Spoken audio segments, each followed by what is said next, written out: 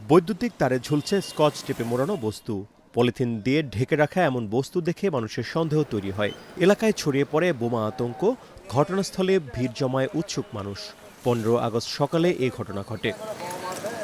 মেহেরপুর শহরের অন্তত 3টে স্থানে এ ধরনের সন্দেহজনক বস্তু ঝুলতে দেখা যায়। খবর পেয়ে ঘটনাস্থলে ছুটে আসে পুলিশ। বস্তুগুলো উদ্ধারের পর পরীক্ষা নিরীক্ষা করে তারা। পরে জানা যায় এগুলো বোমা বা বিস্ফোরক নয়, সাধারণ সাউন্ড বক্স। স্থানীয়রা জানান সকাল 9:15টার দিকে শহীদ শামসুজ্জোহা পার্কের সামনে বৈদ্যুতিক খুঁটিতে ঝোলানো একটি বাক্স থেকে উচ্চ শব্দে বঙ্গবন্ধুর ভাষণ বাজতে শুরু করে। এতে স্থানীয়দের মধ্যে নতুন করে আতঙ্ক তৈরি হয়। পুলিশ গিয়ে বাক্সটি উদ্ধার করে। 9:15 থেকে 9:15 হঠাৎ করে আমরা সকালে এখান থেকে হেঁটেছি। এটা ছিল না, কিন্তু এটা ছিল না। অটোমেটিক বাজছে। হাতের মারছে শেখ মুজিবুর ভাষণ।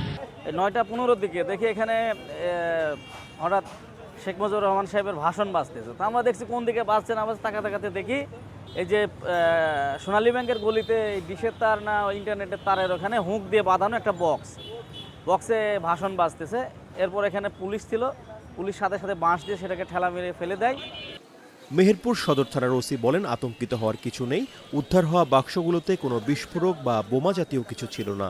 এটা হলো ওই যে অটো গাড়িতে একটা গানের জন্য সাউন্ড বক্স বাজায়, তা টোটালি হলো সাউন্ড বক্স। কেউ হয়তো বা ঝুলিয়ে রেখে গেছে আর কি। এটা আতঙ্কিত হওয়ার কিছু নাই, এটা অন্য কোনো কিছু নেই, শুধু গান বাজায় অটো গাড়িতে ওই সাউন্ড বক্স। ঘটনার সঙ্গে জড়িতদের শনাক্ত করতে অভিযান শুরু হয়েছে বলে জানান তিনি।